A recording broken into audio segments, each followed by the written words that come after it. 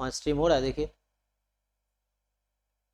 नहीं, बगल में टैब तो है, कहाँ खोल रहा है, उसी के बगल में है, देखिए बगल साइड वाले में।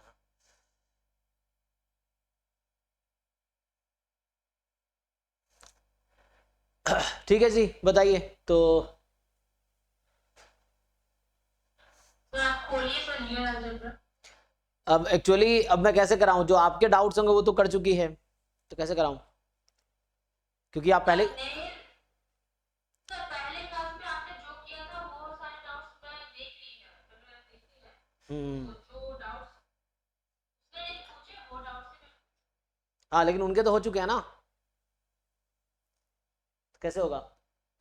जब पहले क्लास में आप ज्वाइन करते तो वो क्या करेंगे फिर। अह,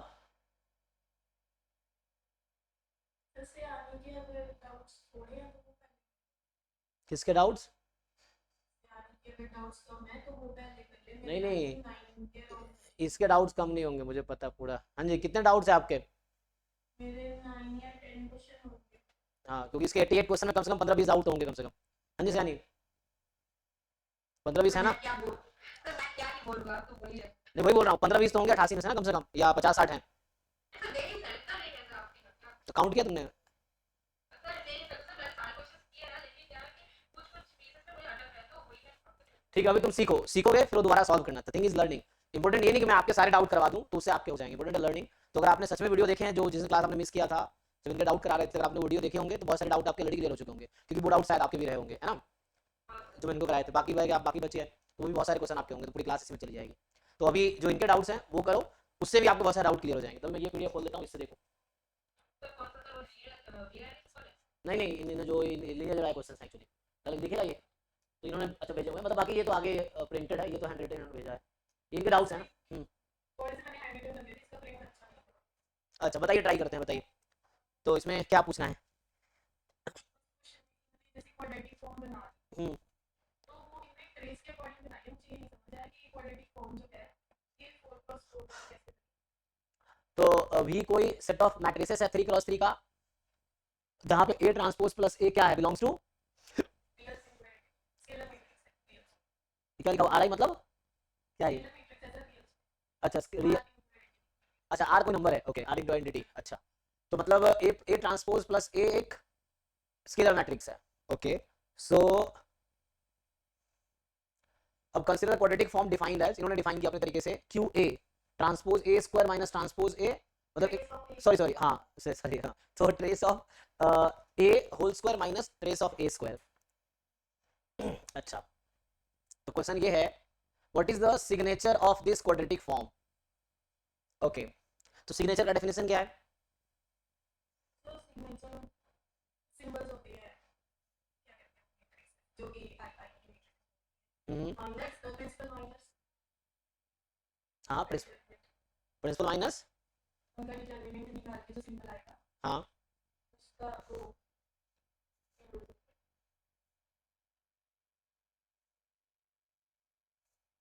सर आप बताओ, सिग्नेचर का डेफिनेशन बताओ। सिग्नेचर थ्री का number of positive negative zero polar equation of the form. समझ नहीं आया, कोई मैट्रिक्स कैसे निकालोगे उसका। हाँ सर, मतलब signature of positive form is 3 का sir, that represents the number of positive negative zero entries in the polar equation of the form. मतलब it can be written as PQR, P is the number of positive entries, Q is the number of negative entries, R is the number of zero entries. Polar form क्या होता है matrix का, मतलब matrix का polar form का क्या मतलब है।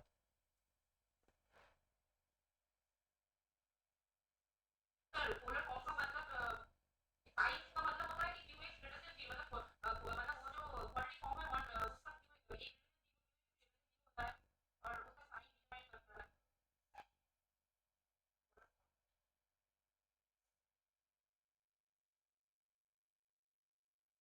बुक में उतना अच्छे से देखने से नहीं मतलब।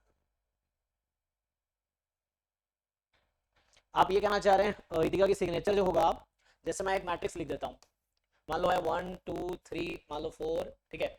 यहाँ 0 0, चलो 3x3 का लिखते हैं, 0 0 1 लेट्स से। तो आपके हिसाब से इस मैट्रिक्स का सिग्नेचर क्या होगा।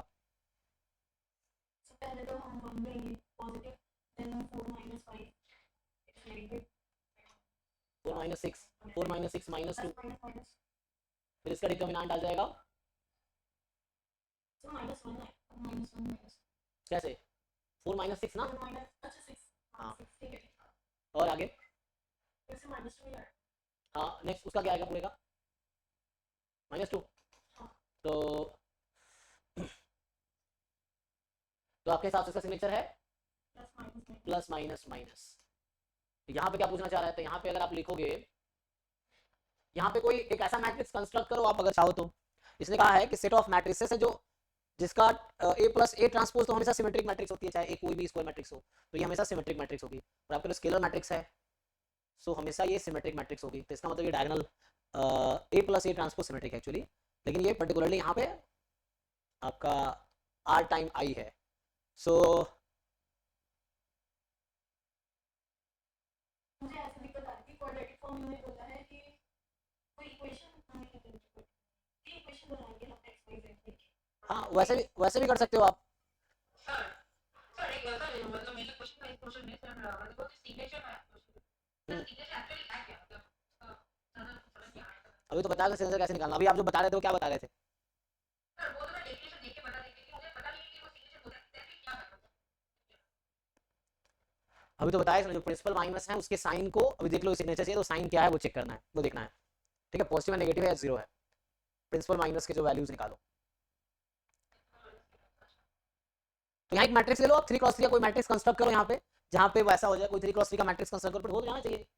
और लेकिन मुझे लग रहा है कि ऐसा यहाँ पे सिग्नेचर क्वाड्रेटिक फॉर्म का पूछा है, आप जो बता रहे हो मैट्रिक्स का बता रहे हो वो यहाँ पे नहीं होगा जहाँ बता रहे हो, क्योंकि क्वाड्रेटिक फॉर्म लाइक ये कोई ऐसा आएगा। क्वाड्रेटिक फॉर्म कैसा होता है, एक क्वाड्रेटिक एक्सप्रेशन जैसा होगा ना, कुछ x ट्रांसपोज ax से होता है, क्वाड्रेटिक फॉर्म है, उस तरह से कुछ होगा। तो मुझे लगता है इसका मुझे अभी देखना पड़ेगा। ट्राई कर सकते हो, एक मैट्रिक्स कंस्ट्रक्ट करो, यहाँ से निकालोगे तो ये क्या आएगी, ये ट्रेस ऑफ ए, ये तो एक नंबर है ना, मैट्रिक्स तो है ही नहीं। ये जो क्यू ए है ये तो कोई पर्टिकुलर नंबर आएगा, ए स्क्वायर का ट्रेस कोई नंबर है, ट्रेस ए का स्क्वायर कोई नंबर है, ये तो नंबर आएगा, मैट्रिक्स तो आएगी नहीं। अच्छा वहां से मैट्रिक्स बना सकते हैं आप, एग्जैक्टली बीच से ना जो मैट्रिक्स बनेगी उसके हिसाब से, फिर हाँ उस वैसा फिर बना सकते हैं आप। यस, तो एक्स ट्रांसपोज एक्स तो हो जाएगा, उसमें क्या प्रॉब्लम है, काम करो आप ना, यू टेक वन मैट्रिक्स, कोई ऐसा मैट्रिक्स कंस्ट्रक्ट करो। आपने ट्राई किया इसको, कोशिश कैसे किया आपने ट्राई? हाँ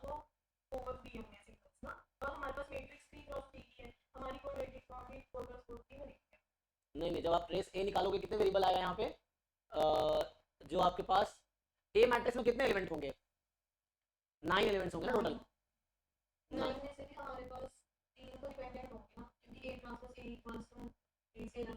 ए ट्रांसपोज ए मतलब ए ट्रांसपोज प्लस ए, हाँ मतलब वेरिएबल रिड्यूस हो जाएगा ना, वही तो कह रहा हूं, एक बार चेक करो वेरिएबल रिड्यूस हो जाएगा। फॉर एग्जांपल क्या होगा, इसको आप ट्राई करके, मुझे लग रहा है कि ट्राई करके देखना, देख लो। तो मान लो ऐसा है, suppose A B C D E F, मान लो ये है। अब आप ए ट्रांसपोज निकालो और इसको ऐड करो इसके साथ, तो क्या बनेगी, और उसको स्केलर होने के लिए क्या क्या इक्वेशंस आएगा, वेरिएबल रिड्यूस हो जाएगी ना।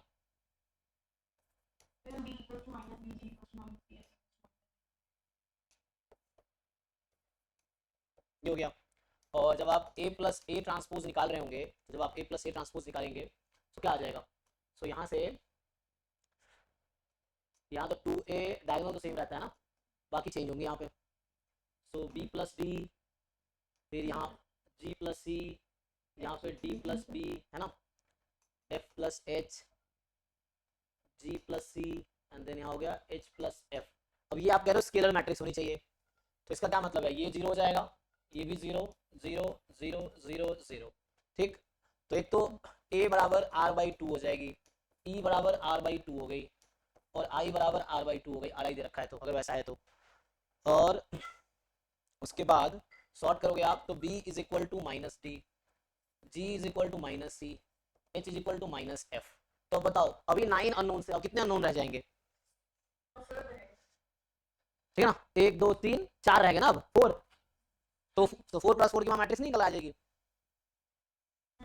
तो वहां से नहीं आ जाएगा है ना। जो क्वाड्रेटिक फॉर्म निकालोगे तो वो 4 वेरिएबल्स उसमें रहेंगे एक्चुअली, तो 4 प्लस 4 की वहां से मैट्रिक्स आएगी, तो उससे आ जाएगा। आगे ट्राई करके देखो आप।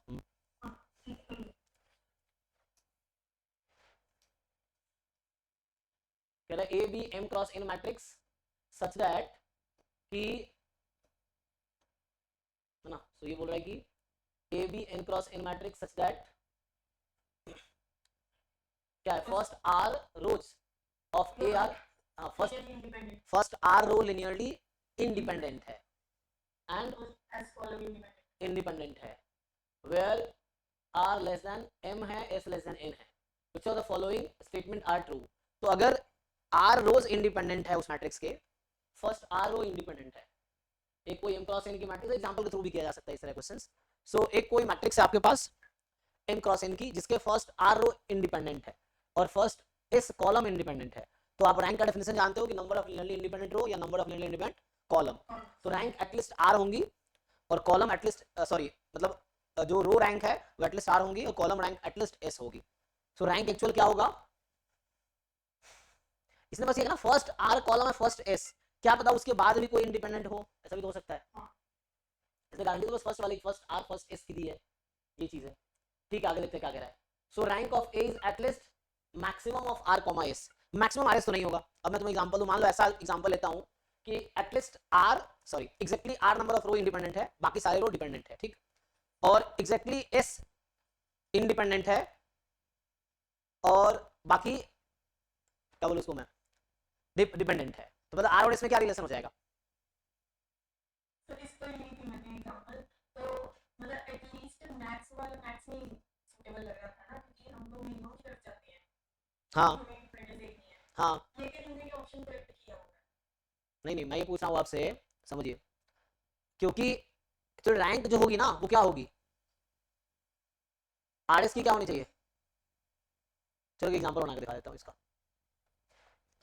इसने कहा एम क्रॉस एन की मैट्रिक्स है, तो मान लो मैं लेता हूँ 3 क्रॉस 4 की मैट्रिक्स एग्जांपल के लिए, और आर को तुम चलो 2 ले लो और एस को क्या ले सकते हो, इसको 1 ले लेना, 3 ले लेना। चलो 1 ले लो, ठीक, समझो अभी। इसने कहा एटलीस्ट एस कॉलम इंडिपेंडेंट है, ठीक, और इस देखो मैं समझो फिर से बोल रहा हूँ, अभी तुम्हारे हिसाब से एक मैट्रिक्स कंस्ट्रक्ट कर देता हूँ जो ये कहना चाह रहा है, ध्यान से देखो। तो मैं इसे बोल रहा है कि फर्स्ट 2 रो इंडिपेंडेंट है, तो 1 0 0, अच्छा मैं क्या बोल रहा हूँ 3 क्रॉस 4 का ना, 3 रो 4 कॉलम, ठीक, फर्स्ट 2 रो लिनियरली इंडिपेंडेंट है 0 0 0, अच्छा फर्स्ट 2 रो लिनियरली इंडिपेंडेंट यहाँ फिक्स कर रखा है ना, फर्स्ट 2 रो लिनियरली इंडिपेंडेंट है, इंडिपेंडेंट है, फर्स्ट 2 रो इंडिपेंडेंट है कि नहीं है, है?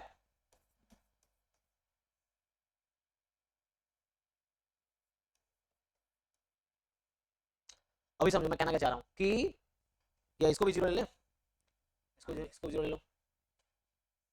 तो इस मैट्रिक्स में फर्स्ट 2 रो लिनियरली इंडिपेंडेंट है, यस, और फर्स्ट 2 कॉलम लिनियरली इंडिपेंडेंट है, सॉरी फर्स्ट कॉलम यहाँ एस का मतलब क्या था, फर्स्ट एस कॉलम इंडिपेंडेंट है, तो फर्स्ट कॉलम इंडिपेंडेंट है and first 2 row are independent. So हमें बनाए फर्स्ट कॉलम इंडिपेंडेंट है, एस इज 1 तो फर्स्ट कॉलम इंडिपेंडेंट है, आर इज 2 तो first 2 rows are independent. What is the rank of this matrix. So इस 1 2 में क्या रिलेशन है, ये 2 इस आर और इसके साथ कैसे इसको मैच कर सकते हैं, क्या मैं इसको ऐसा लिख सकता हूँ minimum of R comma S, हाँ तो क्या लिखना पड़ेगा, तो मैक्सिमम लिखना पड़ेगा, क्योंकि यहाँ रेस्ट्रिक्शन ये नहीं है कि एग्जैक्टली नहीं बोला है, क्या दिक्कत ये है, इसने ये नहीं कहा exactly R number of row independent है, exactly S number of column independent, अगर ऐसा होता तो आर एस इक्वल हो जाते एक्चुअली, क्योंकि किसी मैट्रिक्स में जितने रो इंडिपेंडेंट होंगे उतनी ही कॉलम इंडिपेंडेंट होंगी और वही रो रैंक इक्वल होता है, तो ऐसा नहीं होगा रो रैंक और कॉलम रैंक डिफरेंट हो जाएगा, ऐसा नहीं हो सकता। तो यहाँ पे एक्चुअली रो रैंक 2 है, कॉलम रैंक भी 2 है एक्चुअली, क्योंकि ये वाला इंडिपेंडेंट है, ये और ये इंडिपेंडेंट है ना, लेकिन चूंकि उसने ये बोला होगा कि फर्स्ट आर रो इंडिपेंडेंट, मैंने बनाया फर्स्ट आर रो इंडिपेंडेंट है, first S column independent, first S, बाद वाले भी इंडिपेंडेंट हो सकते हैं, इसकी कोई गारंटी नहीं है, बट हो सकते हैं, यहाँ पे है, सो दैट्स ऑल, इसलिए मैक्सिमम होगा यहाँ पे। एक्चुअली मैंने जो एग्जांपल ली थी उसमें एस डाला था और आर, तो अब वो बना लेते हैं, वही बना के दिखा देता हूँ, तो एक बना देता हूँ, चलो आप जो कह रहे हैं वो बना देते हैं, तभी हो जाएगा, है ना, ठीक है ना। तो पूरा एटलीस्ट मैक्सिमम होगा, उस मैक्सिमम या उससे ज्यादा होगा एक्चुअली रैंक। तो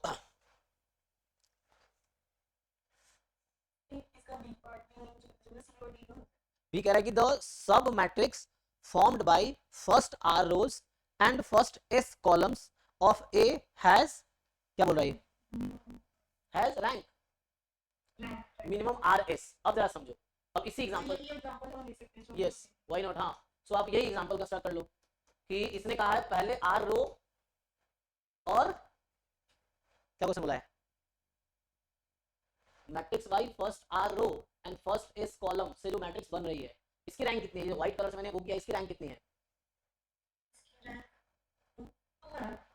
नहीं सर, अच्छा छोटे वाला बॉक्स लेना है। तो कोई इसने कहा क्या है, एक से देख लेते हैं उसको। इसने कहा है कि बस आप सब matrix formed by first R row, ठीक है, फर्स्ट आर रो से जो बन रहा है और फर्स्ट एस कॉलम से जो बन रहा है, ठीक है, उससे जो सब मैट्रिक्स बन रहा है, तो सर एक 1 है 1 और 0 है। तो फर्स्ट टू रो एंड ये फर्स्ट कॉलम पूरा नहीं ले सकते क्योंकि मैट्रिक्स बनाने हैं ना, तो मैट्रिक्स ऑर्डर्ड होते हैं, तो यही लेना पड़ेगा। जो व्हाइट कलर से मैंने वो किया है, ये मैट्रिक्स है मेरा व्हाइट कलर वाला। अब बताइए, हाँ फर्स्ट टू रोज और फर्स्ट कॉलम है। First two row and S की वैल्यू 1 है, आर की वैल्यू 2 है। हाँ तो हमारा जो है वो क्रॉस 1 की मैट्रिक्स बनेगी ना, सिर्फ 1 और 0 वाला कुछ है। एक मिनट, अच्छा चलिए एक मिनट को, first two row and first, अच्छा एक मिनट, हाँ मुझे first two row and first column इसका इंटरसेक्शन लेना है ना, ओके एक minute, first two row and first column, इसने कहा कि first R row and first S column से जो मैट्रिक्स बन रही है, तो first two row and first column का जो कॉमन है, तो कॉमन क्या बनेगा? ये वाला, अच्छा अच्छा हाँ, तो कॉमन ये हो गया, सब मैट्रिक्स बोला है ना, तो मान लो सब मैट्रिक्स जो निकल के आ गई वो 1 0 निकल के आ गई। इसकी रैंक कितनी है? हाँ, तो इसकी रैंक 1 है, तो रैंक 1 किसके इक्वल है ना, तो मिनिमम ही आएगा, क्योंकि इसकी वजह ये है क्योंकि फर्स्ट है ना, फर्स्ट कॉलम ही लिया, बस जितने लोग उतना हो जाएगा, हाँ तो बस यही कंट्रीब्यूट करेगा, तो इसी मैंने एग्जांपल लिखा है। हो गया, बाकी इसमें हो जाएगा ना ऐसे ही, ठीक है। इसमें क्या है कि it is known that x is equal to x not, जो कि 2 क्रॉस 2 मैट्रिक्स है जिसके एंट्रीज इंटीजर से आ रहे हैं, तो एक x नॉट जो मैट्रिक्स है 2 क्रॉस 2 की और एंट्रीज इंटीजर से आ रहे हैं, ये एक क्या सॉल्यूशन है, solution of ax minus xa बराबर a का सॉल्यूशन है, 2 क्रॉस 2 की मैट्रिक्स है विद इंटीजर एंट्रीज, और ये जो है इस इक्वेशन का सॉल्यूशन है, मतलब ax not minus x not a बराबर a for some a belongs to these 3 elements, okay. So which of the following values are not possible for determinant of x naught? कह रहा है कि इनमें से कौन सी वैल्यू x naught की determinant नहीं हो सकती है, और for some x belongs to a belongs to this बोल रहा है ना, तो ये काम काहे नहीं करते आप, सम बोल रहा है ना ये, तो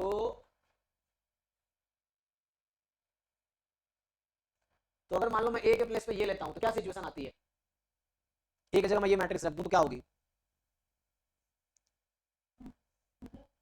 a मैट्रिक्स में ये लेता हूं तो x आ जाएगी, x क्या है 2 क्रॉस 2 की मैट्रिक्स है ना, तो a के प्लेस पे आप ये रखो, रख दो, तो x मैट्रिक्स क्या निकल के आएगी, हाँ कितने इक्वेशन बनेंगे, 4 इक्वेशन बनेंगे, 4 अननोन है 1 2 3, तो उससे एक्सप्लिसिटली x निकल के आ जाएगा। अच्छा दूसरा तरीका ट्राई करते हैं, रुको, सो दूसरा तरीका अगर ट्राई करेंगे ax माइनस xa, तो प्रोडक्ट का ट्रेस क्या होता है, प्रोडक्ट का डिटर्मिनेंट इक्वल रहता है, ट्रेस इक्वल रहता है, ab और ba का ट्रेस इक्वल होता है, हाँ तो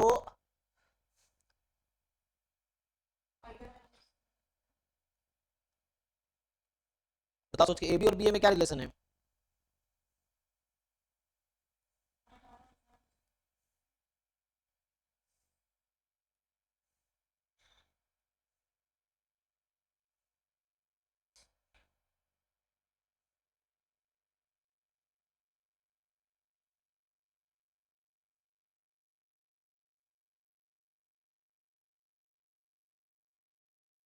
so ab and ba has same characteristic polynomial, अगर स्क्वायर मैट्रिक्स है दोनों, तो मान लो ab a n cross n की मैट्रिक्स है और b भी n क्रॉस n की मैट्रिक्स है, तो ab और ba के आइगन वैल्यू सेम होती है, तो आइगन वैल्यू सेम होती है यहाँ पे, तो मैं अगर बात करूं तो a की आइगन वैल्यू एक तो 0 हो जाएगी,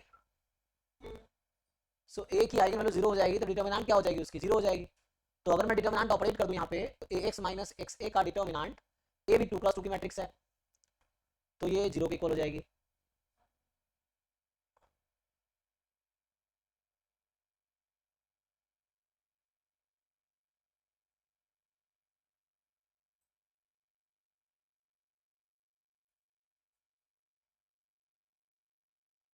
चलो तो ए तो हमें, अच्छा ए हमारे पास, ए हम कुछ भी नहीं ले सकते यहाँ, रिस्ट्रिक्शन ये एक्चुअली है कि ए इनमें से ही लेना पड़ेगा, तो ए का डिटर्मिनेंट क्या है यहाँ पे, क्या इसके क्या आएगी, मल्टीपल है, ठीक है मल्टीपल है ना, क्योंकि ये फर्स्ट और सेकंड रो मल्टीपल है, डिटर्मिनेंट 0 है, इसका इसका भी 0 है, इसका भी 0 है, तो ए हाँ, सो ax माइनस x से क्या करो, सेम डिटर्मिनेंट a की डिटर्मिनेंट तो 0 ही है, और a का अगर डिटर्मिनेंट 0 है, यहाँ से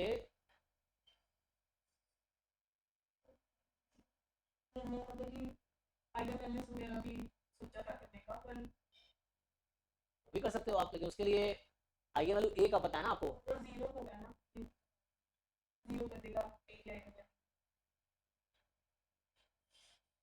तो इसमें एक आइगन वैल्यू 0 होगी और दूसरी आइगन वैल्यू क्या आएगी? मतलब eigen value of ax minus eigen value of x equals to eigen value of x कुछ करना। हाँ पर वो ax और x की आइगन वैल्यू सेम होगी, तो हो जाएगा एक वैसे ही हमें पता है हाँ तो एक की आइगन वैल्यू 0 है 0 है।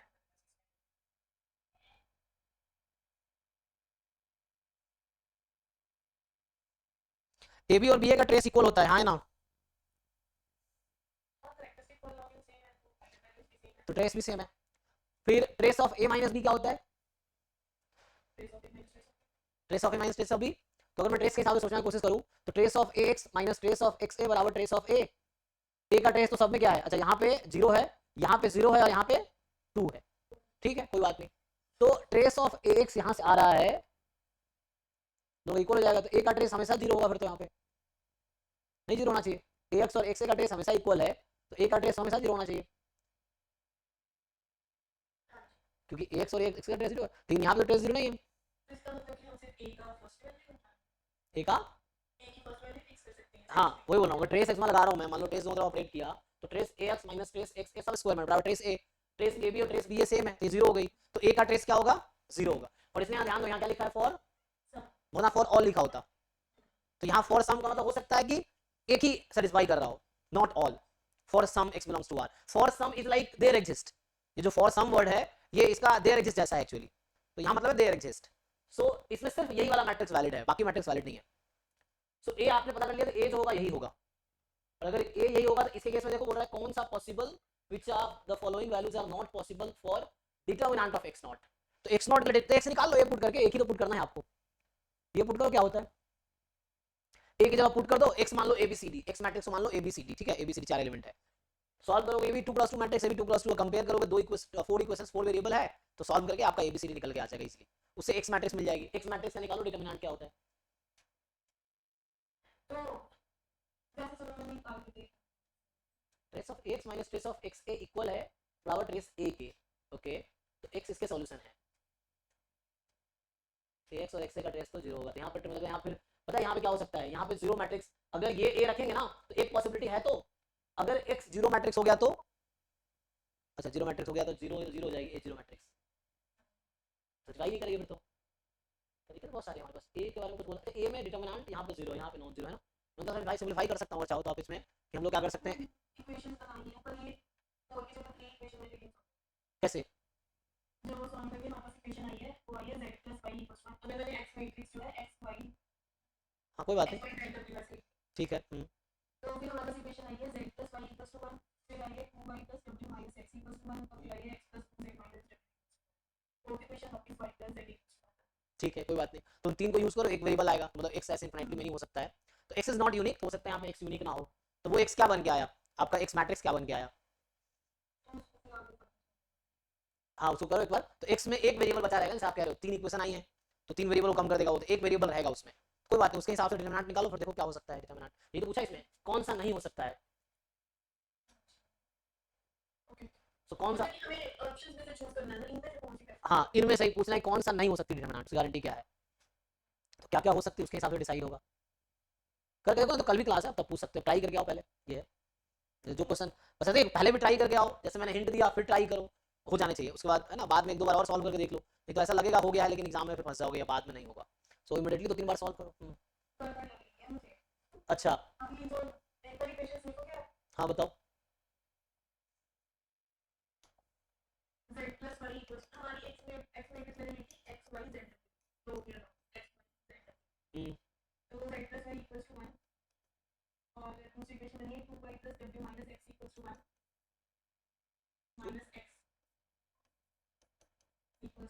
और ये है x + 2z - w = 1, x + 2z w = 1। तो लास्ट टर्म को जब हम ऐड करेंगे तो हमारे पास z + y = 1/2, नो सॉल्यूशन आ गया फिर तो मतलब नो सच मैट्रिक्स एग्जिस्ट, इसका तो कुछ गड़बड़ है, अगर ऐसा होगा इसमें आंसर दिया हुआ है डी वाला करेक्ट, और लकी से अरे एक मिनट, तुम्हें ये कैसे आ गया? एक मिनट रुको, तुमने गलत बताया। तुम ऐड करो, इसको ऐड करो। तो ये तो इनफाइनाइट सोल्यूशन है ना इसके पास, इनफाइनाइट सोल्यूशन। हाँ, तो यहाँ से इसको रिड्यूस करो, तो 1 2 3 तीन इक्वेशन आई ना। तो यहाँ से z प्लस वाई हमारा 1 है, तो जेड वाई चलो यहाँ से एक वेरिएबल कम हो जाएगा। अब मैं यहाँ से क्या करता हूँ, एक काम करता हूँ, y की वैल्यू या z की वैल्यू y के टर्म में लिख देता हूँ, y की वैल्यू z के टर्म में लिख दो, कोई भी एक लिख लो। तो यहाँ पे अब मुझे z हटा देना है, तो यहाँ पे z रख दो y के टर्म में, रिड्यूस करो तो एक वेरिएबल कम हो जाएंगे ना, ये है। अब इन दोनों पे इनमें पुट करो क्या आता है, यहाँ पुट करेंगे 2 टाइम, नहीं नहीं मुझे एक वेरिएबल रिड्यूस करना है ना, तो वेरिएबल रिड्यूस क्या, 2 वेरिएबल कम होंगे, 3 वेरिएबल कम होंगे, इन दोनों से वही आ गया। अब कोई दिक्कत नहीं है, तो एक ही है ना। तो यहाँ पे इस वैल्यू को यहाँ यूज कर लो ना, क्या बनता है, ये बोलना चाह रहा हूँ। इस वैल्यू का यूज करके ना वापस जो नीचे वाली दो इक्वेशन है वो एक दूसरे में कन्वर्ट हो गई। कोई बात नहीं, तो यहाँ पे अगर ऐसा हो गई तो यहाँ से किसी एक वेरिएबल निकाल लो। तो मैं ये कह रहा हूँ कि z की वैल्यू हो गई 1 माइनस वाई, ठीक। तो यहाँ से w की वैल्यू क्या आ गई, 1 प्लस एक्स माइनस 2y, और यहाँ पे ये कह रहे हो आप कि z और y निकल गया, अगर मैं z को 1 माइनस वाई रखूंगा तो सेम ही बन जाएगी, यही आ जाएगी। तो कोई बात नहीं, तो यहाँ से क्या आ गया, तो ये मैट्रिक्स अभी निकल के आया। ये 3 इक्वेशन है, लेकिन ये अब ये दोनों, क्योंकि ये 3 डिपेंडेंट एक्चुअली, कोई बात नहीं, चलो देखते हैं। रैंक नलिटी सबसे जा सकते हैं, चलो देखता हूँ देखो। तो इसका क्या आ जाएगा, x y z की जगह रख दो 1 माइनस वाई और w की जगह, तो इसमें 2 फ्री वेरिएबल है अभी तो, ठीक है। तो अभी यहाँ पे 2 फ्री वेरिएबल है, तो 2 वेरिएबल इक्वेशन बन जाएगी, कोई दिक्कत नहीं है। सो डिटर्मिनेंट अगर तुम निकालोगे x की, तो इस तरह 2 वेरिएबल का फंक्शन बन जाएगा। तो इसका रेंज कैसे निकालोगे, ये तो पूछ रहा है क्या क्या हो सकता है।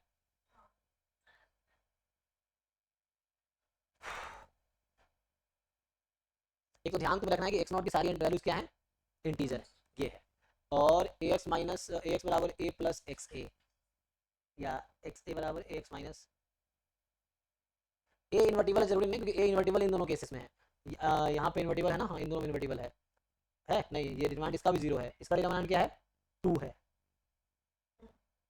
इस तीनों का डिटरमिनेंट 0 है इसका मतलब ना। अच्छा, तीनों का डिटरमिनेंट 0 है, तो तीनों की आइगन वैल्यू 0 है, इसका मतलब हाँ एक आइगन वैल्यू 0 है। तो मैं अगर इसी क्वेश्चन को सॉल्व करूँ, अच्छा यहाँ से पहले सिंप्लीफाई करो, तो क्या कर सकते हैं हम, एक मिनट, तो यहाँ पे हम इसको क्या वो कर सकते हैं, x इंटू आ जाएगा 1 plus X minus 2y minus Y into 1 minus Y, तो यहाँ सिंप्लीफाई करो, कुछ खास तो आएगा नहीं, x plus X square minus 2xy minus Y plus Y square. अब हाँ अच्छा, तो पूछा इसकी पॉसिबल वैल्यूज क्या नहीं हो सकती है, पूछा है ना। सो ये जैसे X square plus Y square minus 2xy plus X minus Y. अच्छा, इसको क्वाड्रेटिक फॉर्म में कन्वर्ट कर सकते हो तुम, क्या हमारी जो फॉर्म बनी है x minus Y into X minus Y plus 1 बनी है, इसका मतलब है कि ये क्या कहते हैं, दो एक साथ तो वेरिएबल है, एक साथ x माइनस वाई की जो वैल्यू होगी x माइनस वाई प्लस 1 करके है ना, नेक्स्ट इंटीजर है, हाँ 0 कर सकते हैं x माइनस वाई प्लस 1 तो कर सकते हैं ये 1 और 1 x माइनस वाई प्लस 1 6 कर सकते हैं x माइनस वाई प्लस 2 करके, लेकिन हम 10 नहीं कर सकते। एक्चुअली ये प्रोडक्ट ऑफ 2 कंसेक्यूटिव इंटीजर का है, ये भी इंटीजर होगा श्योर है, और ये भी इंटीजर क्योंकि xy इंटीजर है एक्चुअली, तो difference of 2 integer is integer. So ये एक इंटीजर है, for example let's say m into m plus 1 है, तो m into m plus 1 तो ये 2 कंसेक्यूटिव इंटीजर का प्रोडक्ट है, तो विच of the following can be consecutive product of 2 consecutive integers, सही बात तो हो गया, वैसे भी सही है हाँ। ये तो यहाँ पे सिंपलीफाई करते हैं हम, तो अप्रोच और भी हो सकते हैं, लेकिन ये एक अप्रोच था, अप्रोच और भी हो सकते हैं। तो यहाँ पे 10 इज द नॉट पॉसिबल ना, ये 0 into 1 हो जाएगा, ये 1 into 2 हो जाएगा, ये 2 into 3 हो जाएगा, और ये 2 into 5 ही हो सकता है, और कोई पॉसिबिलिटी नहीं है। तो 2 कंसेक्यूटिव, ये आंसर है, डी आंसर है, ठीक है हाँ।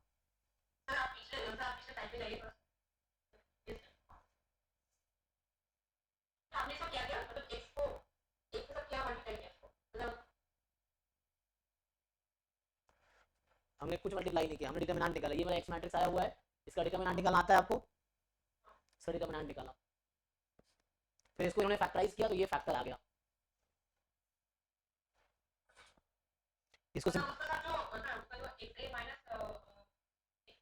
वो जो आपने वो क्या किया कहाँ? अच्छा वो जो क्वेश्चन है ना x a minus x a minus x a equal to a जो है अरे मैडम तो ये वही तो, जैसे ये कैलकुलेशन कर रही थी, आप भी तो कर सकते हो, तो आप कहानी देख रहे होते हो, फिर इनमें डाउट आता है। नहीं सर मैंने कैलकुलेशन किया है क्या किया है? मैंने सर मैंने x और x a को कैलकुलेशन किया फिर उसको माइनस किया तो इक्वेशन आए मेरे एक इक्वेशन आई है क्या इक्वेशन आए? हाँ। ए आपने क्या रखा है इनमें से? अच्छा सर मैंने इसमें से मतलब x का एक कंसीडर किया है सर पहले वन अरे रुक जाओ, ए कौन सा लिया? ये ए इनमें से तीन में से कौन सा चूज किया आपने? सर पहले वाला हाँ ठीक है, पहले वाला चूज किया। एक्स क्या लिया? सर x किया abc हाँ एबीसी लिया। क्या इक्वेशन बन गया ये? सर वो इक्वेशन बन के आई है a plus c मतलब c plus b equal to 1 आई ठीक है। और एक आई है वो a plus b equal to 1 आई है और देखो तुम ज्यादा कंफ्यूज नहीं करो, ये तीन इक्वेशन आएगी सिंपल, ठीक है, ये तीन इक्वेशन आई है। सर ये तो पूरी इक्वेशन आई हाँ तो चौथा वाला रिपीट, चौथा क्या है बताओ, फोर्थ वाला क्या है? फोर्थ वाला है कि थर्ड वाला है कि minus minus a minus 2c two C. Minus b minus a minus c minus 1 इसको सिंपलीफाई करके देखो, राइट में सबके वन बनाओ, देखो क्या बन रहा है, ये इक्वेशन बनेगी। तुमने एबीसी लिया है, X Y Z W, X तुम्हारा ए है, वाई तुम्हारा बी है, जेड तुम्हारा सी है और डब्ल्यू तुम्हारा डी है, ये इक्वेशन आएगी तीनों। चौथा वाला रिपीट कर रहा हो जैसे उन्होंने बताया मुझे।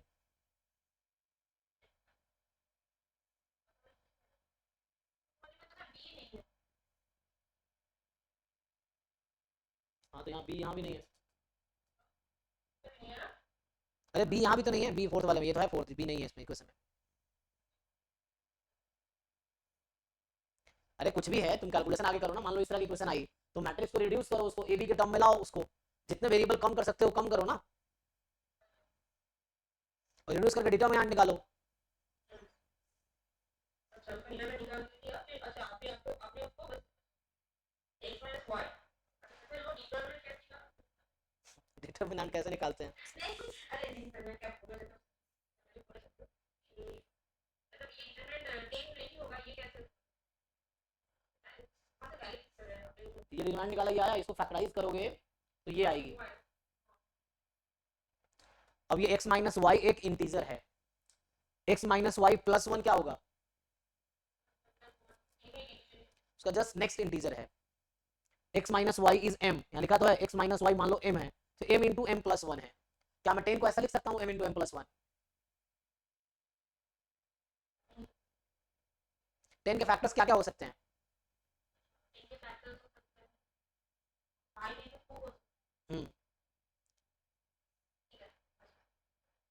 तो क्या 5 टू कंसेक्यूटिव नंबर है?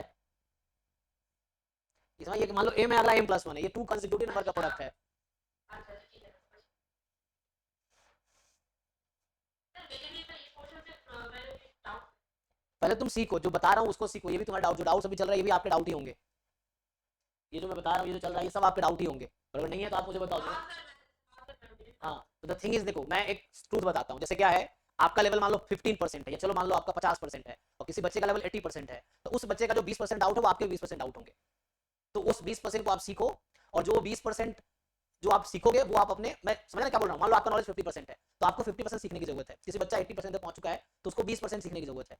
तो वो जो 20% आप सीखोगे वो आप अपने 50% पे अप्लाई कर सकते हो, ये चीज है ना। तो उसमें आपके सारे डाउट, तो थिंग इज आप सीखने की कोशिश करो। आप ये मत करो मैं डाउट बता, मेरे डाउट बता दो। मैं आपको हर बार बोला हूँ, अगर आपके सामने मैं 1 लाख क्वेश्चन भी सॉल्व कर दूंगा तब भी आप जो हो वही रहोगे, कोई ज्यादा फर्क नहीं पड़ेगा। सिर्फ इतना होगा कि आपके पास सॉल्यूशन आ गए हैं, और वो सॉल्यूशन आपको एग्जाम में बहुत ज्यादा हेल्प भी नहीं करेगा unless you solve those questions repeatedly many times. तो द थिंग इज, आप जितना सॉल्व करोगे वो ज्यादा हेल्प करेगा देन मैं जितना सॉल्व कर रहा हूँ। द थिंग इज आपको सीखना है कि आप क्वेश्चन क्यों सॉल्व नहीं कर पा रहे हो, तो वो सीखने जो अभी बता रहा हूँ इसमें आप बहुत कुछ सीखोगे, और उसको लगाओ उन क्वेश्चंस पे जो आप नहीं कर पा रहे हो, है ना। तो ये जरूरी नहीं कि आपके क्वेश्चंस हुए नहीं हुए, जरूरी आप सीखे कितना वो देखो, क्योंकि ये सब क्वेश्चंस भी आपके डाउट ही होंगे, मैं ये बोलना चाह रहा हूँ। तो इसको सीखो, जब ये सब हो जाए तो इससे जो सीखोगे आपके जो डाउट, उसमें ज्यादा डाउट ऐसे सॉल्व हो जाएगा, ज्यादातर डाउट आप ऐसे ही सॉल्व कर पाओगे अपना इजीली, है ना। इसमें आपके भी डाउट इजीली सॉल्व हो जाएंगे बहुत सारे।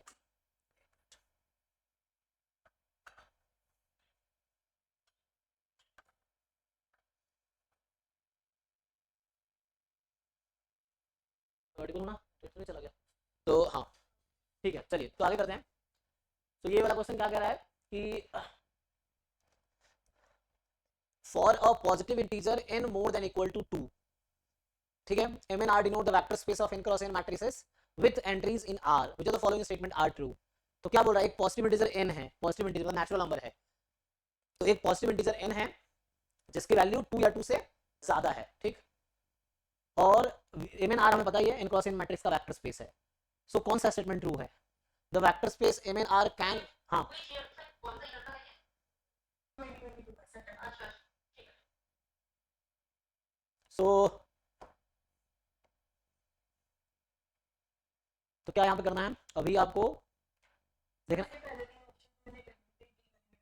अच्छा डी फॉर डेली ये वाले, ओके। ये कह रहा है for any subspace W, so for any subspace W of M and R there exists a linear transformation, ठीक है। एक लीनियर ट्रांसफॉर्मेशन जरूर मिलेगा, चाहे कोई भी सबस्पेस ले लो इसका, एक लीनियर ट्रांसफॉर्मेशन जरूर मिलेगा आपको इस तरीके से, with W as its image. W क्या है, अरे यहाँ बता रहा सबस्पेस, अच्छा अच्छा हाँ, W इज अ सबस्पेस।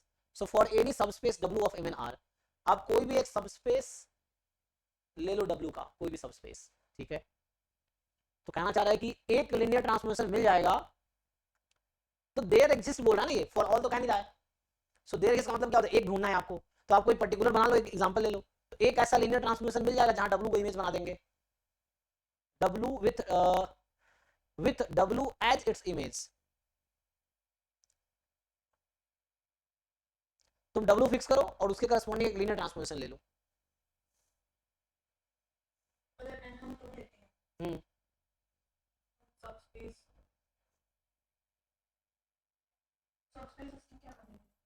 मान लो M2R है, M2R क्या है, set of all 2 cross 2 matrices, ठीक। सो M2R is set of all 2 cross 2 matrices, इस तरह से है, जहां ABCD क्या बता रखा है इसने, R पे ना रियल नंबर्स है। सो ये M2R है, इसका कोई भी एक सबस्पेस बताओ W आप। सबस्पेस क्या होता है, इसका डायमेंशन अभी 4 है ना, 4 वेरिएबल यहाँ पे, तो इसका डायमेंशन 4 है। तो सबस्पेस क्या है, ये हर वेक्टर स्पेस खुद का सबस्पेस है ना, तो ये भी सबस्पेस में, ये भी खुद भी कंसीडर कर सकते हो, इसको भी सबस्पेस मान सकते हो, तो ट्रिवियल हो जाएगा। तो इसको अगर सबस्पेस लेके चलोगे तो आइडेंटिटी लीनियर ट्रांसफॉर्मेशन मिल जाएगा हमें, है ना।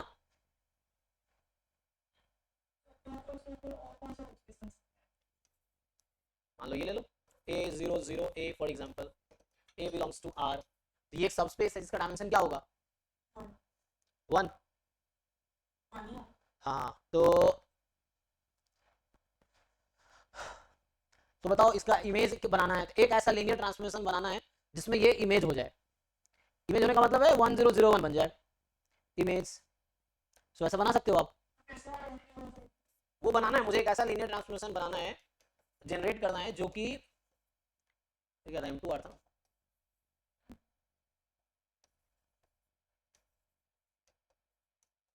क्या लोगे लीनियर ट्रांसफॉर्मेशन बताओ, क्या बोल रखा है कि T एट मैट्रिक्स है ना, T एट मैट्रिक्स। सो T साथ में कोई मैट्रिक्स ले लोगे, मान लो A ले लिया फॉर एग्जांपल, सो TA को क्या लोगे, A तुम्हारा ये मैट्रिक्स हो जाएगी,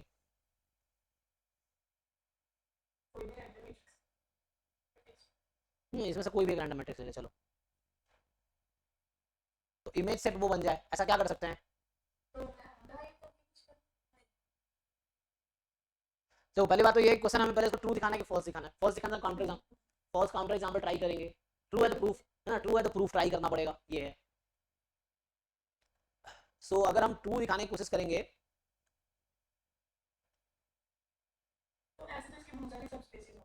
हाँ हाँ मतलब एक पर्टिकुलर एग्जांपल लिया मैंने, बहुत सारे सबस्पेस हो सकते हैं, हाँ हाँ वही ये थ्योरम ही है, हाँ। तो मतलब कोई भी एक रैंडम सबस्पेस ले लो, तो मतलब ये बोल रहा है कि एक ऐसा लीनियर ट्रांसफॉर्मेशन जरूर बना पाओगे आप जिसके इमेज में ये आएगा, तो ये रिजल्ट ही मतलब है, उसको प्रूफ लिखना पड़ेगा, ये है यहाँ पे। सो तो एग्जांपल के थ्रू ट्राई कर रहे हैं, और जनरल प्रूफ भी आप ट्राई कर सकते हो। सो मतलब ये हाँ हाँ यस यस, जो ट्रांसफॉर्मेशन की मैट्रिक्स बनेगी वो स्पेस के बराबर आएगी एग्जैक्टली, उसके बेसिस के एलिमेंट बन जाएंगे या तो सब स्पेस के, तो ये थ्योरम ही होगा, ये है। इसमें क्या है कि यू भी be subspace of R Q defined by, U भी डिफाइन कर दिया, ठीक है। Which of the following statement are true, इसमें कहाँ डाउट है, तो दो सबस्पेस है ना,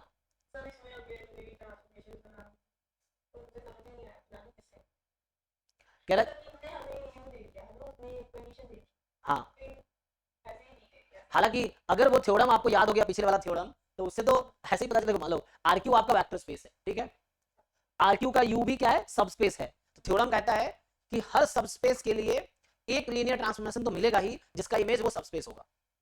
तो मतलब यू के लिए मुझे एक लीनियर ट्रांसफॉर्मेशन T1 मिल सकता है जिसका इमेज यू हो जाएगा। V सब स्पेस के लिए लीनियर ट्रांसफॉर्मेशन T2 मिल सकता है जिसका इमेज भी हो जाएगा। तो ये तो थ्योरम जैसे हो गया। वो अगर वो थ्योरम याद है तो वैसे ही होता है। जब पीवाई के बहुत सारे सॉल्व कर लोगे ना तो उससे बहुत सारे थ्योरम भी निकल जाते हैं, मतलब बहुत सारे स्टेटमेंट आपको याद हो जाएंगे कि अच्छा ये स्टेटमेंट है, इसको एज हम लोग रिजल्ट यूज कर सकते हैं, मतलब जो क्वेश्चन आया है एक्चुअली वो। लेकिन वो स्टेटमेंट आपको रिपीटेडली सॉल्व करोगे, स्टेटमेंट याद हो जाएगा एज अ थ्योरम। तो फ्यूचर में कभी उस पर बेस्ड क्वेश्चन मिले या वैसा स्टेटमेंट मिले तो डायरेक्टली यूज कर पाओगे। जैसे ये स्टेटमेंट जो तीसरा वाला पॉइंट यहाँ यूज कर रहे हैं, कह रहा है एक ऐसा इन्वर्टिबल लीनियर ट्रांसफॉर्मेशन है। अब जब इन्वर्टिबल बोल दिया, अब पहले सिर्फ लीनियर ट्रांसफॉर्मेशन बोला था, अब इन्वर्टिबल बोल दिया। तो इन्वर्टिबल बोलने का मतलब ये हो गया जो इसकी मैट्रिक्स बनेगी अब उसकी डिटरमिनेंट नॉन जीरो होनी चाहिए, या रैंक समझो 3 होनी चाहिए, है ना। तो लीनियर ट्रांसफॉर्मेशन रैंक 3 होनी चाहिए, नलिटी 0 होनी चाहिए। अब यहाँ transformation of u equals to v कर दिया ना। अच्छा यहाँ थोड़ा ओ यहाँ चेंज कर दिया। हाँ, so there exist invertible linear transformation जिसमें tu v के इक्वल हो जाएगा। अब ये कह रहा है there does not exist any invertible linear transformation जहां t भी u के इक्वल हो जाए। अच्छा, तो ये चेंज ऑफ बेसिस पे बेस थोड़े क्वेश्चन हमें लग रहा है, उसमें देखते हैं। तो अब कह रहा है सी वाला कि अगर tu intersection v non zero है तो the characteristic polynomial of t is not product of linear polynomial with real coefficient, मतलब फैक्टराइज नहीं कर सकते आप। अगर tu intersection v non zero है, जीरो स्पेस नहीं है मतलब, तो कैरेक्टरिस्टिक पॉलिनोमियल जो आएगी t की ना, उसको आप फैक्टराइज नहीं कर सकते, लीनियर फैक्टर में नहीं लिख सकते, कहना चाह रहा है। एंड एक ऐसा लीनियर ट्रांसफॉर्मेशन t मिलेगा जहां पे tu v के इक्वल हो जाएगा and the characteristic polynomial of t vanishes at 1, जो कैरेक्टरिस्टिक पॉलिनोमियल आएगी वो 0 हो जाएगी 1 पे। तो चलो देखो इसमें कुछ खास है नहीं, एग्जांपल ट्राई करते हैं। देखो तो यहां से आप निकाल सकते हो u जो वेक्टर स्पेस है इसका डायमेंशन कितना है। तो एक इक्वेशन से एक वेरिएबल कम कर लेंगे आप, तो यहाँ 3 वेरिएबल है, एक वेरिएबल यहाँ से कम हो जाएगा, तो डायमेंशन इसकी 2 है ना। सो मतलब इसकी डायमेंशन 2 है, ठीक है। सो इसकी डायमेंशन कितनी है, 2 है। तो जब डायमेंशन 2 है, डायमेंशन 2 है तो मिल तो जाएगा वो एक, जैसे अगर बेसिस में हालांकि अलग अलग एलिमेंट होगा, अगर सेम एलिमेंट होता मान लो तो फिर वो आइडेंटिटी मिल जाता मुझे। अगर इसके बेसिस कॉमन होते तो मैं टी यू बराबर टी वी हो जाता, मतलब टी यू बराबर यू हो जाता, उस तरह समझ लो ये है। तो नहीं है तो भी तो चेंज तो कर ही सकते हैं, मल्टीप्लाई कर तो देंगे ऐसे, क्योंकि इसका डायमेंशन 2 है, इसका डायमेंशन 2 है, तो एक मैट्रिक्स इन्वर्टिबल मैट्रिक्स मिल जाएगा। अच्छा एक मिनट, इसमें बताओ जैसे क्या होता है, किसी इन्वर्टिबल मैट्रिक्स से मल्टीप्लाई करने पे रैंक चेंज नहीं होती है। जैसे मान लो एग्जांपल के लिए अगर b का रैंक 2 है और a का फुल रैंक है, n क्रॉस n की मैट्रिक्स n रैंक, b भी n क्रॉस n की मैट्रिक्स इसका रैंक मान लो r है, a का रैंक n है, b का रैंक r है, तो a इंटू b का रैंक क्या होगा, r होगा, r लेस देन n है और n क्रॉस n की मैट्रिक्स है। तो यहाँ पे तो काम करो, इसका बेसिस लिख लो और इसका बेसिस लिख लो और उसके हिसाब से हम ट्राई करते हैं बनाने का। ये सब थ्योरम्स ही हैं, हम जो चूंकि एग्जांपल बना रहे हैं, अगर आपको थ्योरम के स्टेटमेंट्स क्लियर हो ना तो वैसे ही डायरेक्टली भी हो जाएंगे। ये है तो so there is an invertible linear transformation, मतलब ये बोल रहा है क्या ट्रांसफॉर्मेशन जो होगा, क्योंकि डायमेंशन 2 2 है ना, तो मुझे लग रहा है इन्वर्टिबल मिल जाएगा तो मैप करवा देगा, मुझे लग रहा है ए सही होगा बी गलत होगा। अच्छा हाँ बी गलत होगा। सो क्योंकि दोनों का यहाँ पर रैंक 2 है ना यूबी का, तो टी एक्स बराबर ए एक्स लेता हूँ फॉर एग्जाम्पल, आप समझिए लिनियर ट्रांसफॉर्मेशन क्या ले रहा हूँ, टी एक्स बराबर ए एक्स। अब टी एक्स बराबर ए एक्स लिया तो अगर ए की रैंक 3 है, तो ए की रैंक अगर 3 है या 3 क्रॉस 3 की मैट्रिक्स रैंक 3 की है, सो टी एक्स मतलब x की और ax की वो सेम रहेगी ना, रैंक सेम रहेगी। हाँ क्योंकि x का जो ऐसे में दूसरा भी है तो भी कोई दिक्कत नहीं है, x के रैंक के बराबर रहेगी। तो वही तो यहाँ पे है tu और v दोनों का रैंक क्या होगा, अगर इन्वर्टिबल मिल गया मुझे a, मान लो मैट्रिक्स है, तो tu और v का रैंक क्या रहेगा, सेम ही रहेगा ना। अगर ax लेता हूँ मान लो tu बराबर au ले लेता हूँ और a मैं लेता हूँ उसका इन्वर्टिबल मैट्रिक्स, तो बनाए जा सकते हैं, वो चेंज कर देगा उसको, ये है। तो इससे रिलेट कर पाएंगे हम, रैंक 2 है इसीलिए। हाँ यहाँ पर रैंक के बेसिस पे कह रहे हैं क्योंकि डायमेंशन जो है इसका है ना, जो डायमेंशन है मैं बोल रहा हूँ डायमेंशन वो 2 2 है, तो इन्वर्टिबल मिल जाएगा तो डायमेंशन चेंज नहीं होगा ना, वो चीज़ है, तो डायमेंशन सेम रहेगा। हाँ सो क्योंकि टी यू भी एक फैक्टर ही आना है, ये भी एक फैक्टर ही है, तो चूंकि हम लिनियर ट्रांसफॉर्मेशन इन्वर्टिबल लेंगे ना तो वो डायमेंशन को चेंज नहीं करेगी एक्चुअली, तो दोनों डायमेंशन सेम रहेगी, तो ये ऐसा मिल जाएगा हमें, ये गलत है फिर बी। अब यहाँ पे जो है TU इंटरसेक्शन V नॉन, अच्छा इंटरसेक्शन में क्या है, हम बराबर ही ले रहे हैं टी इक्वल्स टू बी हम लेके आए ना ओके ठीक है हाँ तो नॉन जीरो हो गया इंटरसेक्शन ठीक है हाँ। तो कैरेक्टरिस्टिक पॉलीनॉमियल इसका क्या मतलब है, इसका मतलब ये हुआ एक्चुअली उसके रूट्स होंगे वो क्या होंगे, कॉम्प्लेक्स नंबर्स होंगे, क्योंकि अगर रियल रूट्स मिलते हैं तो लीनियर फैक्टर मिल जाएगा, है ना। सो इसका मतलब प्रोडक्ट ऑफ लीनियर पॉलीनॉमियल हो ही नहीं सकता, इसका मतलब कोई भी रियल रूट है ही नहीं actually, all roots are complex roots, so no real I, dimension हमारे पास तो ये ठीक हो सकता है ना। क्योंकि हमारे पास u और v की डायमेंशन 2 है अगर 3 होती फिर तो एक रियल होना चाहिए हाँ characteristic polynomial of T is not product of linear polynomial with real coefficient. अच्छा 3 क्रॉस 3 का है ना ये, तो कौन 3 क्रॉस 3 का है, यहाँ पे क्या बात कर रहा था, हाँ आरक्यू से आरक्यू में है ना, ये जो टी है आपका वो कहाँ से कहाँ बात कर रहा है, ये टी कहाँ से कहाँ तक बात कर रहा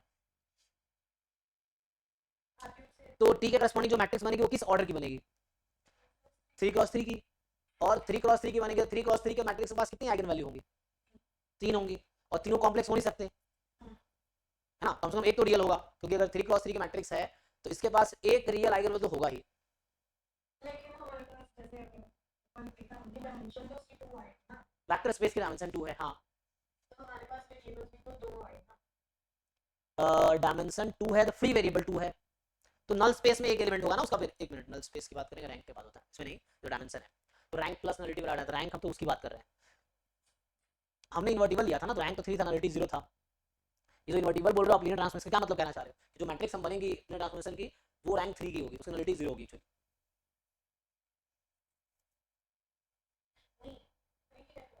जब हम उसको जो v के बराबर ले रहे हैं हाँ तो नलिटी तो बात आएगी नहीं आप समझ नहीं रहे एक्चुअली, मैं एक तो दो चीजें यहाँ पे है, डायमेंशन है वेक्टर का, रैंक है मैट्रिक्स की, मैट्रिक्स एक्चुअली लीनियर ट्रांसफॉर्मेशन है, जब मैट्रिक्स बोले तो लीनियर ट्रांसफॉर्मेशन बोल रहे हैं, वेक्टर बोल रहे हैं तो वेक्टर स्पेस या सबस्पेस का एलिमेंट है, तो नलिटी सबस्पेस का नलिटी होता ही नहीं है, सबस्पेस का रैंक होता ही नहीं है, सबस्पेस का डायमेंशन होता है, तो क्योंकि हम जब भी रैंक नलिटी की बात करेंगे तो टी के रैंक नलिटी की बात करेंगे, यूवी की नहीं, तो फिर हम ट्रांसफॉर्मेशन ऑफ u और v की इंटरसेक्शन करते हैं टीयू इमेज है यू का, अच्छा तमाम ठीक टीयू इज इमेज सेट, जो इमेज सेट मान लो टीयू वी का इक्वल आ गया एग्जांपल के लिए, तो टीयू अगर वी है तो V intersection V non zero, मतलब वी और वी में मतलब कुछ ना कुछ तो वी आ जाएगा, वी नॉन जीरो स्पेस हो जाएगा, फिर कि V is not a zero space, तो मतलब कुछ ना कुछ है ना कॉमन होगा, तो the characteristic polynomial of T is not product of, दूसरा बोला है कि देयर इज ट्रांसफॉर्मेशन जहां टीयू तो वी के इक्वल है, जैसे इसमें टीयू अगर वी के इक्वल तो वी नॉन जीरो हो जाता, then and the characteristic polynomial of T vanishes at 1, तो ये कहना चाह रहा है कि 1 एक आइगन वैल्यू है टी की, यही कहना चाह रहा है कि 1 एक आइगन वैल्यू है टी की, इस लाइन का मतलब हो गया कि 1 is the eigen value of T, और अगर टी की आइगन वैल्यू 1 है तो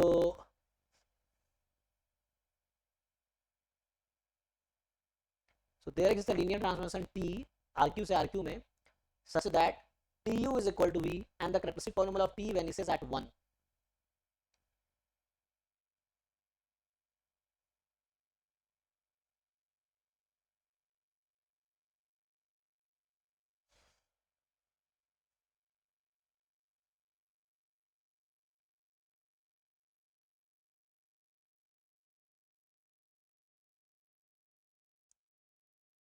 तो फिर समझो अगर टी यू वी के इक्वल होगा तो ये गारंटी है कि टी की रैंक 3 होगी, फिर से बोल रहा हूँ क्योंकि यू का डायमेंशन 2 था, वी का भी डायमेंशन 2 है, तो डायमेंशन प्रिजर्व रहेगी अगर टी जो है इन्वर्टिबल होगा, और टी इन्वर्टिबल होगा तो टी का डिटर्मिनेंट नॉन जीरो है।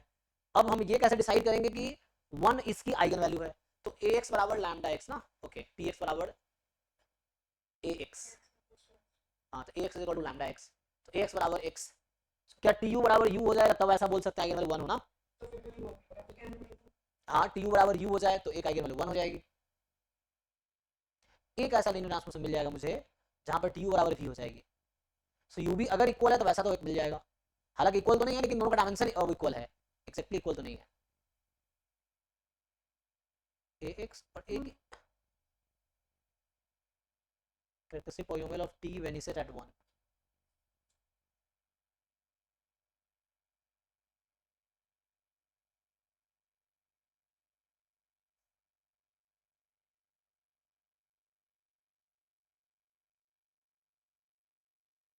तो यार कंडीशन बस ध्यान रखना तुम्हें कि मतलब ये वाला कंडीशन पे क्या होगा और इस वाले कंडीशन पे क्या होगा?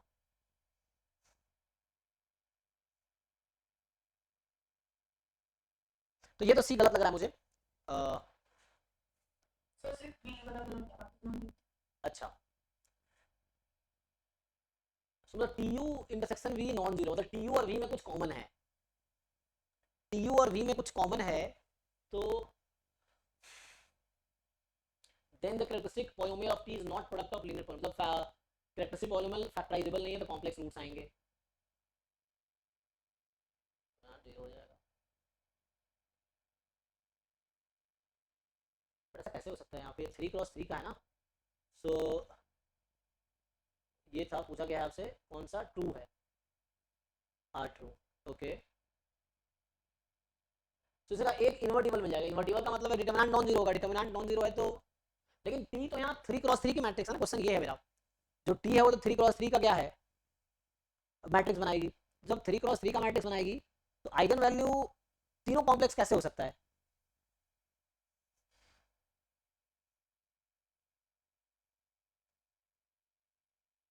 अच्छा, नॉट प्रोडक्ट बोला है ना, देखो इसका क्या मतलब है?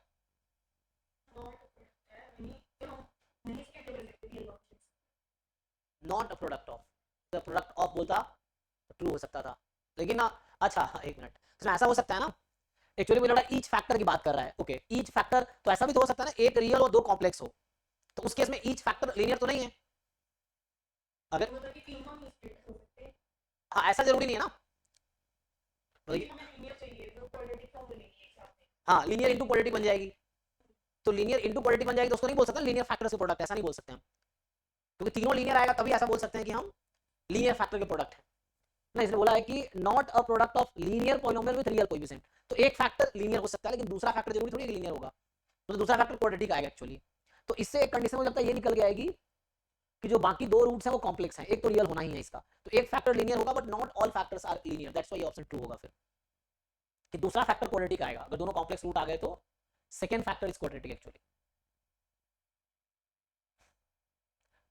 और तीसरा में ये मान लो टी यू बराबर है ना, तो एक पर्टिकुलर केस अज्यूम करके चलो कि मान लो यू भी अगर हमारे पास डायमेंशन सेम ही है ना दोनों का, तो डायमेंशन से भी तो एक आइगन वैल्यू 1 तो हो ही सकता है, एक 1 हो और बाकी चेंज कर लो, तो यहाँ से चेक करो, एक काम करो बना के देख लें, तो एक बनाओगे तो यहाँ क्या बनेगा, यहाँ तुम एक वेरिएबल चेंज कर सकते हो, 2 3 4 है, यहाँ 1 2 5 है, ओके सो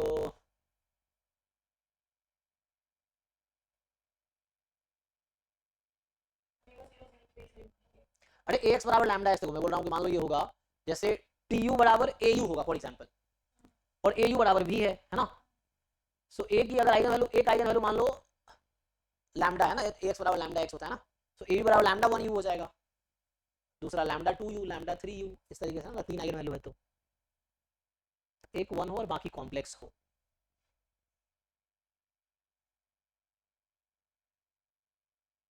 एक रियल आइगन तो होगा वो श्योर है, लेकिन ये 1 होगा वो कैसे प्रूव करेंगे, क्योंकि 3x3 मैट्रिक्स है, ये 3x3 मैट्रिक्स है, इसका रैंक 3 है, ये 3x3 की मैट्रिक्स है और ये ऐसा हो रहा है, इसका मतलब रैंक 3 है, तो टी 3x3 की मैट्रिक्स है, रैंक 3 है, तो इसकी आइगन वैल्यू सारी नॉन जीरो होंगी, एक रियल होगा इसकी भी गारंटी है, so how to prove that one real is one, तो that real root is one, ये देखना है, हो सकता है रिजल्ट मुझे अभी याद नहीं है, ऐसा हो सकता है, तो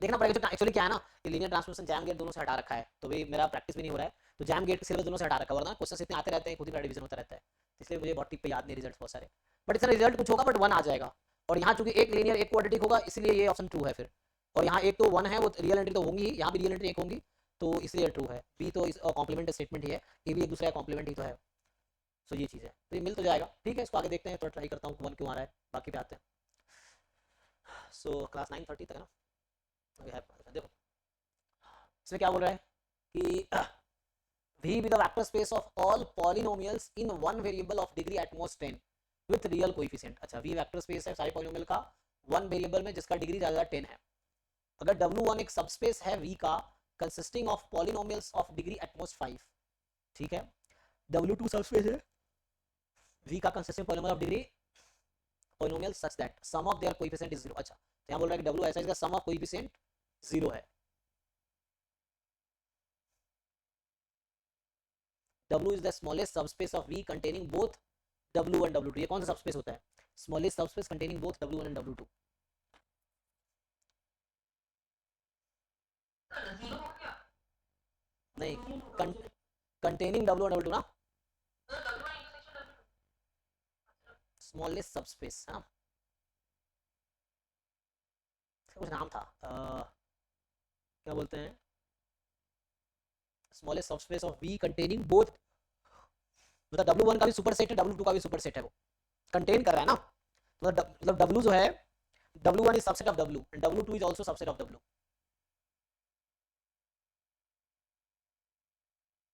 क्या नाम था उस स्पेस का, यहाँ इंटरसेक्शन नहीं होगा, इंटरसेक्शन होने के क्या है कि इसने कहा W कंटेन कर रहा है दोनों को, मतलब W कंटेन कर रहा है, मतलब W1 subset of W, W2 subset of W, intersection subset खुद थोड़ी होगा.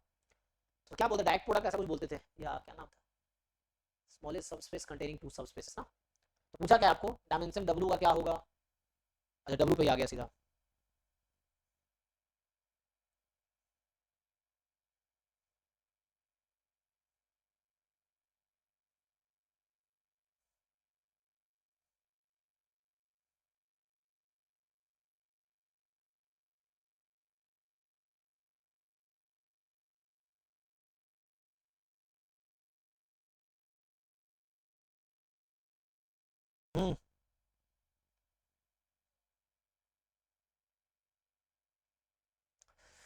क्या कर सकते हैं, तो देखो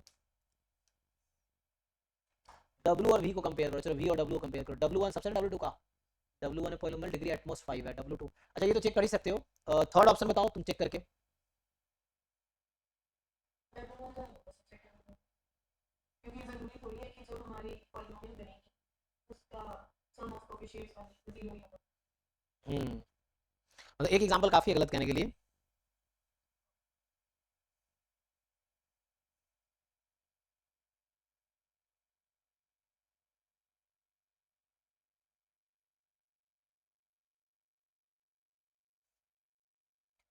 ठीक है चलो इसको नेक्स्ट क्लास से यहाँ से कंटिन्यू करता हूँ, कल भी क्लास होगी, 1 तारीख तक लगातार क्लासेस है, तो अभी कल इसको यहाँ से कंटिन्यू करते हैं, अभी मेरी नेक्स्ट क्लास 9:30 से, थोड़ा ब्रेक ले लो.